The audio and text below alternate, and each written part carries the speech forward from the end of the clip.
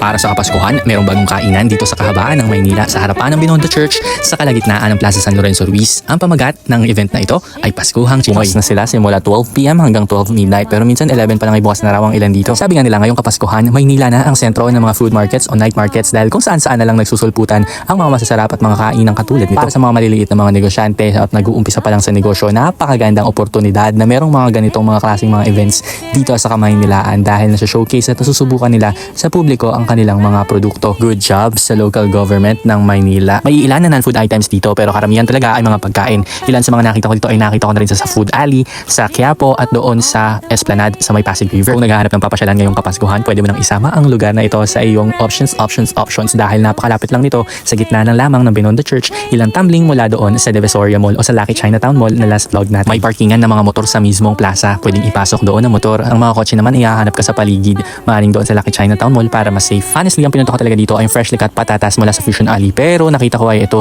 Nung una kong order, nalungkot ako kasi hindi naman freshly cut to sa pagkakaalam ko. Yun pala, nalaman ko online na hindi na sila nagbebenta dito o kung saan man dahil nga nagmahal daw ang patatas sa market. Sad. Pero okay lang yan dahil masarap pa rin naman ang iba pang mga food choices dito. At yung na-order ko naman sa kanila, masarap din naman. Tapos sinubukan namin itong drink na to. Sobrang cute. Ang saya, ang cute. Nung bumibili kami, ang dami biglang nakinood sa amin dahil ang cute niya habang ginagawa. O diba? Ang sarap din yan. Masarap yan. Try niyo. Nasa dulong kiosk siya dito.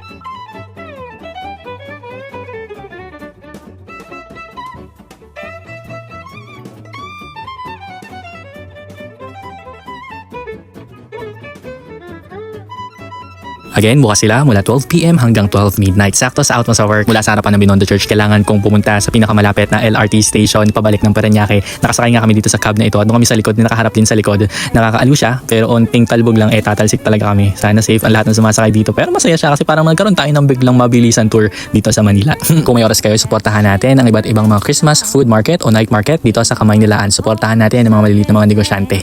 Woohoo!